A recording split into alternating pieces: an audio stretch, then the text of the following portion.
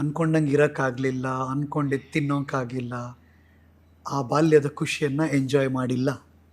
ಬಾಲ್ಯನೂ ಇಲ್ಲ.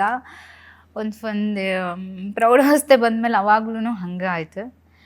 ನಮ್ಮಮ್ಮಂಗೆ ಎಷ್ಟು ನಾನು ಋಣಿ ಆಯ್ತು, ಅದು ಋಣಿ ಅಂತ ನಮ್ಮಮ್ಮಂಗೆ ಎಷ್ಟು ಥ್ಯಾಂಕ್ಸ್ ಹೇಳಿದ್ರು ಸಲ್ಲಲ್ಲ ಸರ್. ಅವಳಿಂದನೇ ನಾನು ಇಲ್ಲಿದ್ದೀನಿ ಇವಾಗ. ನಮ್ಮಮ್ಮ ತೊಗೊಂಡಿರೋ ಒಂದು ಡಿಸಿಷನ್ಗೋಸ್ಕರ ನಾನು ಇಲ್ಲಿದ್ದೀನಿ ಇವಾಗ. ಯಾವಾಗ ಅದು? ಹಿಂಗೆ ಸರ್, ಮದುವೆದಂತೂ ಒಂದು ಮಾತು ಬಂತು, ನಮ್ಮಮ್ಮ ಇಲ್ಲ ಆಕಿನ ಓದಬೇಕು. ಎಷ್ಟು ವರ್ಷ ಆಗಿತ್ತು ನಿಮ್ಗಾಗ?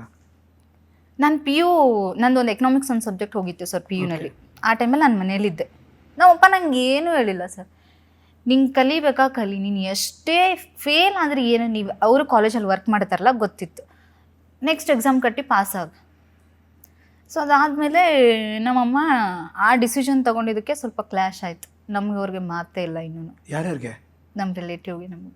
ಅವ್ರ ಮನೆ? ಇಲ್ಲ ಅಂದ್ರೆ ನೀವು ಇನ್ನೂ ಜೀತ ಥರ ಇಸ್ಕೊಂಡ್ಬಿಟ್ಟಿದ್ರು ನಿಮ್ಮನ್ನ ಹಂಗಾರೆ?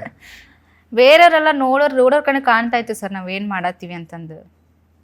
ನಾವೇ ಏನಂದ್ರೂ ಎಷ್ಟೇ ಆದ್ರೂ ನಮ್ಮ ರಿಲೇಟಿವ್ ಅಲ್ಲ, ನಮ್ಮ ಅಪ್ಪಂಗೆ ತುಂಬ ಇಷ್ಟ ಅವ್ರಂದ್ರು. First circle ರಿಲೇಟಿವ್ಸಾ? ಅಪ್ಪನ ಸರ್ಕಲ್. ಈ ಥರದ್ದು ತುಂಬಾ ಜನಕ್ಕೆ ಅನುಭವ ಆಗಿರುತ್ತೆ. ಗುಡ್. ಅಪ್ಪಂಗೆ ಎಷ್ಟು ಪ್ರೀತಿ ಅಂದ್ರೆ ಏನು, ಇಷ್ಟು ಹುಚ್ಚು ಪ್ರೀತಿ ಸರ್ ನಮ್ಮ ಅಪ್ಪಂಗೆ. ನಂಗೆ ಅದೇ ಅಂತಿದ್ದೆ, ಅಪ್ಪ ಎಷ್ಟು ಅಪ್ಪ ನಿಂಗೆ ಅಂತಂದು.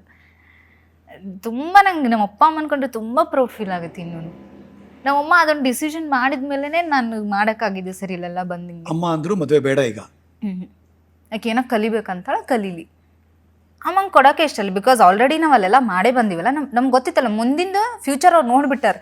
ಈಗ ಹಿಂಗೆ ಮದುವೆ ಅಂದ್ಮೇಲೆ ಇನ್ನು ಏನೇನು ಮಾಡ್ಬೇಕು, ಜೀತದಾಳಗಿಂತನೂ ಕಡಿ ನಾವಲ್ಲೇ. ಬಟ್ ಅಕ್ಕನು ಹಿಂಗೆ ಇದ್ರೆ ಅಥವಾ ಅಕ್ಕನ ಮದುವೆ ಆಗೋಯ್ತು? ಅಕ್ಕನ ಮದುವೆ ಆಯ್ತು ಸರ್ ಬೇಗನೆ. ಅಕ್ಕನ ಮದುವೆ ಆಗೋಯ್ತು. ಅವರೇ ಮಾಡ್ತಿದ್ದು. ಸೊ ಹಿಂಗೆ ಗೊತ್ತಾಗಿ ಅಪ್ಪ ಎಲ್ಲ ಸೇರ್ಕೊಂಡು ಮದುವೆ ಮಾಡಿಸಿದ್ರು. ಆಯ್ತು. ಅಣ್ಣಂದು? ಅಣ್ಣ ಇನ್ನ ಮದುವೆ ಆಗಿಲ್ಲ. ಇದು ಆಗಿಲ್ಲ. ಬಟ್ ಅಣ್ಣ ಓದ್ತಾ ಇದ್ದ ಚೆನ್ನಾಗಿ? ಅಣ್ಣ 10th ಮಾಡ್ಕೊಂಡು ಬಿಟ್ಟ ಸರ್ ಅವಾಗ. ಓಕೆ. ಸೊ ಅಣ್ಣ ಮುಂದೆ ಕಲೀಲಿಲ್ಲ. ಸೊ ಅಣ್ಣ ಬಿಟ್ಟ, ಅಪ್ಪ ನನ್ನ ಓದಿಸಿದ್ರು. ಏನಿತ್ತು ಅವಾಗೆಲ್ಲ ಅಂದ್ರೆ ಆ ಪುಟಾಣಿ ಹುಡುಗಿ ಅಥವಾ ಬೆಳೀತಾ ಇರೋ ಹುಡುಗಿ ವನುಗೆ ಏನೇನು ಆಸೆಗಳಿತ್ತು? ಟೆಲ್ ಮಿ, ಏನೇನು ಆಸೆಗಳಿತ್ತು ಒಳಗಡೆ? ಹೆಸರು ಮಾಡ್ಬೇಕಂತ ತುಂಬಾ ಆಸೆ ಇತ್ತು ಸರ್ ನಂಗೆ. ಈ ಹೆಸರನ್ನೇ ಅವಾಗ್ಲೇ ಮಾಡ್ಬೇಕನ್ನೋದಿತ್ತು. ಅದ್ಯಾಕದು? ಏನ್ ನೋಡಿದ್ರಿ ನೀವು? ಟಿವಿ ಶೋ ನೋಡ್ತಾ ಇದ್ನಿ ಸರ್ ನಾನು. ಅಲ್ಲಿ ಸಿಂಗಿಂಗ್ ಆಮೇಲೆ ಡಾನ್ಸಿಂಗ್ ಎಲ್ಲ ಕಾಂಪಿಟೇಷನ್ ನೋಡ್ತಾ ಇದ್ನಲ್ಲ, ಸೋನಿ ಒಳಗೆಲ್ಲ ಬರ್ತಾ ಇತ್ತು ಅವಾಗ. ಸೊ ಅವಾಗ ನೋಡ್ತಾ ಇದ್ದೆ ನಾನು. ಆಮೇಲೆ ಟಿವಿ ಸೀರಿಯಲ್ಸ್ ಎಲ್ಲ ನೋಡ್ತಾ ಇದ್ದೆ. ನಮ್ಮ ಮನೇಲಿ ಚಂದನ್ ಟಿವಿ. ಅಲ್ಲಿ ನೋಡುವಾಗ ನಂಗೆ ಅನಿಸ್ತಾಯಿತ್ತು, ನಾನು ಹಿಂಗೆ ಬರ್ಬೇಕು ಟಿವಿ ಒಳಗೆ, ನಾನು ಹಿಂಗೆ ಹೆಸರು ಮಾಡ್ಬೇಕು, ನಮ್ಮ ಅಪ್ಪನ ಹೆಸರು ನನ್ನ ತರಬೇಕು. ನನಗೆ ಮಾಡ್ಬೇಕಂದ್ರೂ ಮಾಡ್ಬೇಕು, ನಂಗೆ ಗೊತ್ತಿಲ್ಲ, ನಾ ಮಾಡಬೇಕು. ನಂಗೆ ಏನು ಮಾಡಲಿ, ನಂಗೆ ಮಾಡೋಕ್ಕಾಗತ್ತಿಲ್ಲ, ಬಟ್ ನಾ ಮಾಡಬೇಕು, ಹೆಸರು ಮಾಡ್ಬೇಕು ನಾನು. ಯಾರನ್ನ ನೋಡಿದ್ ನೆನಪು? ಆ ಥರ ಆಕ್ಟ್ ಮಾಡ್ತಿರೋರು, ಯಾರು ಡ್ಯಾನ್ಸ್ ಮಾಡ್ತಿರೋರು, ಅವ್ರ ಥರ ಆಗಬೇಕು? ಅಪ್ಪು ಸರ್ ಡ್ಯಾನ್ಸ್ ಮಾಡ್ತಿದ್ದೆ ಸರ್ ನಾನು. ಅಪ್ಪು ಸರ್ದಾ? ಓಕೆ. ನಂಗೆ ಅವ್ರಂದ್ರೆ ತುಂಬ ಇಷ್ಟ, ಭಾಳ ಅಂದ್ರೆ ಭಾಳ ಇಷ್ಟ ಸರ್ ನಂಗೆ. ಓ, ಅಂದ್ರೆ ಪುನೀತ್ ರಾಜ್ಕುಮಾರ್ ಅವ್ರ ಡ್ಯಾನ್ಸ್ ತುಂಬ ಇಷ್ಟ? ಹಾಂ, ನಂಗೂ ಹಂಗೆ ಡ್ಯಾನ್ಸ್ ಮಾಡ್ಬೇಕು, ಆಕ್ಟಿಂಗ್ ಮಾಡ್ಬೇಕು.